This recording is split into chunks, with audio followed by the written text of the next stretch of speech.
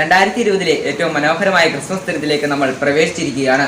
എല്ലാവർക്കും ക്രിസ്മസിന്റെ മംഗളങ്ങൾ ആശംസിക്കുന്നു. ഈ പുണ്യദിനത്തിൽ നമുക്ക് ഉണ്ണീശോയുടെ തിരുപ്പിറവിയിലേക്ക് ഒന്ന് തിരിഞ്ഞു നോക്കാം. 6-ാം മാസം ഗബ്രിയേൽ ദൂതൻ ഗലീലിയിൽ നസ്രത്ത് എന്ന പട്ടണത്തിൽ ദാവീദിന്റെ വംശത്തിൽപ്പെട്ട ജോസഫ് എന്നു പേരായ പുരുഷനുമായി വിവാഹ നിശ്ചയം ചെയ്തിരുന്ന കന്യകയുടെ അടുത്തേക്ക് ദൈവത്താൽ അയക്കപ്പെട്ടു. അവളുടെ പേര് മറിയം എന്നായിരുന്നു. ദൈവകൃപ നിറഞ്ഞവളെ സ്വസ്തി, കർത്താവ് നിന്നോടുകൂടെ. മറിയമേ, നീ ഭയപ്പെടേണ്ട. ദൈവസന്നിധിയിൽ നീ കൃപ കണ്ടെത്തിയിരിക്കുന്നു.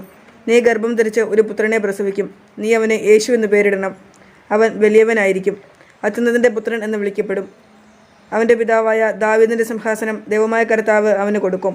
യാക്കോബിന്റെ ഭവനത്തിന്മേൽ അവൻ എന്നേക്കും ഭരണം നടത്തും. അവൻ്റെ രാജ്യത്തിന് അവസാനമുണ്ടാകുകയില്ല. ഇതെങ്ങനെ സംഭവിക്കും? ഞാൻ പുരുഷനെ അറിയുന്നില്ലല്ലോ. പരിശുദ്ധാത്മാവ് നിന്റെ മേൽ വരും. അത്യുന്നതന്റെ ശക്തി നിന്റെ മേൽ ആവസിക്കും. ആകിയാൽ ജനിക്കാൻ പോകുന്ന ശിശു പരിശുദ്ധൻ, ദൈവപുത്രൻ എന്ന് വിളിക്കപ്പെടും. ദൈവത്തിന് ഒന്നും അസാധ്യമല്ല.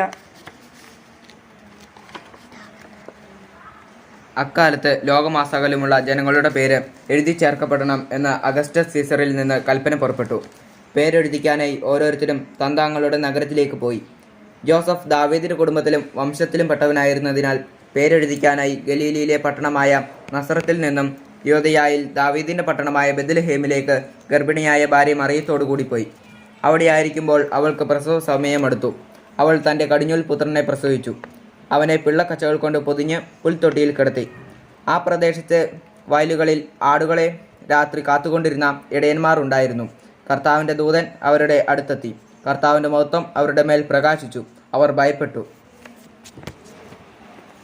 ഇതാ, സകല ജനത്തിനും വേണ്ടിയുള്ള വലിയ സന്തോഷത്തിന്റെ സദ്വാർത്ത ഞാൻ നിങ്ങളെ അറിയിക്കുന്നു. ദാവീദിന്റെ പട്ടണത്തിൽ നിങ്ങൾക്കായി ഒരു രക്ഷകൻ, കർത്താവായ ക്രിസ്തു എന്ന് ജനിച്ചിരിക്കുന്നു. ഇതായിരിക്കും നിങ്ങൾക്ക് ഒരടയാളം. പിള്ളക്കച്ച കൊണ്ട് പൊതിഞ്ഞ് പുൽത്തൊട്ടിയിൽ കിടത്തിയിരിക്കുന്ന ഒരു ശിശുവിനെ നിങ്ങൾ കാണും. അത്യുന്നതങ്ങളിൽ ദൈവത്തിന് മഹത്വം, ഭൂമിയിൽ ദൈവകൃപ ലഭിച്ചവർക്ക് സമാധാനം. നമുക്ക് ബെത്ലഹേം വരെ പോകാം. കർത്താവ് നമ്മെ അറിയിച്ച ഈ സംഭവം നമുക്ക് കാണാം.